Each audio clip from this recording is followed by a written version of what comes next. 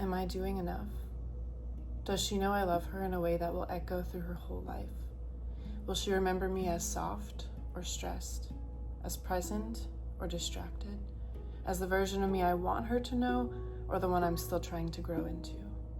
And I lie there, watching her chest rise and fall, this small person who feels like my whole world, and also the mirror that keeps showing me the parts of myself that I can't ignore anymore. She sleeps without knowing how much of me she holds together just by existing. She doesn't know how many times I've rebuilt myself quietly in the corner of the night, in the shower, in the car, in the spaces between responsibilities where my soul can finally exhale. Motherhood. It's not gentle the way people promised it would be. It didn't arrive with bows and pastel blankets and soft lullabies. It arrived like a storm that leveled everything I thought I knew about who I was, and then handed me this tiny human and said, "Here, love her more than you've ever loved yourself. Learn yourself through her. Break, stretch, unravel, and become." I used to think that motherhood meant erasing myself. And maybe for a while I did. Maybe for a while I became a ghost hovering over laundry piles and to-do lists, shushing over my own needs because the world told me good mothers disappear behind their children. But somewhere in the blur of sleepless nights and sticky hands and nursing and weaning and breaking down in the dark, I realized that I wasn't disappearing at all. I was expanding. I was becoming the version of me who can hold more love and more grief than I ever thought possible. And the grief is real.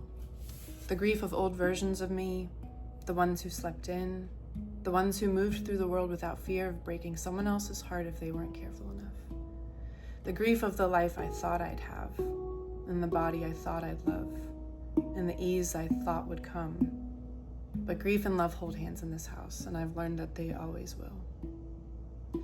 There are days that my body remembers every hurt I've ever fed it, the hunger I used to weaponize against myself, the injury that still hums in my spine, the way I pinched and poked and twisted and prayed to be smaller as if shrinking could ever make me enough. My body remembers the nights I starved it, the mornings I punished it, the afternoons I ignored it until it ached for me to come back home. And now I'm trying to teach it that I'm here, and that I will stay, and that I will not pass this war on to my daughter. Some afternoons when the house is quiet, I find the floor, a mat, a rug, the cold tile, and I let my spine unfurl. I breathe until the breath finds corners of my body that I've abandoned. I let movement and stillness braid themselves together until I remember that this body is mine, and that it's holy, and that it's carried me through storms I didn't think I'd survive. And I let the tears come if they want. I let the laugh come if it wants. I let the silence ring, because this is my home practice now. Less about poses and more about presence. Less about performance and more about permission. And somewhere between the breath and the ache, I start to feel that cathedral being built inside of me. Brick by brick, moment by moment. A place where love and fear and grief and joy can all coexist without an apology. A place where duality doesn't scare me anymore. Because I've seen the way that death and life sit at the same table. And I've learned that the world will never stop spinning for my grief. And yet, I can pause inside myself and honor it anyway. Because I've seen the way that death and life sit at the same table. And I've learned that the world will never stop spinning for my grief. And yet, I can pause inside myself and honor it anyway. I've learned that my daughter moves through grief like the wind, fast and untamed and then gone. She cries and asks and breathes, and then she plays again. And I realize she's teaching me what it means to let life move through you instead of living trapped inside of it. And on some nights, when she finally falls asleep and the house exhales, I lie next to her and the questions come back. The doubts, the what-ifs, the echo of every expectation I've ever failed to meet.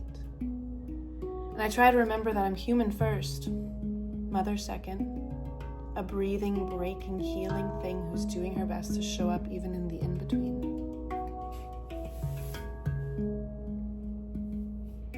And And so, if you're here with me, listening, feeling that ache in your chest that says, oof, I know this place, I've been here too, I want you to hear this.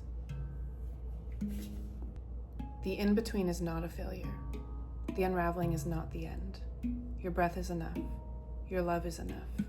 And even in the mess, even in the questions or the doubts, even in the parts of you that you're still afraid to meet, you are building a cathedral inside you too. One that no one else can see, but one that is wholly all the same.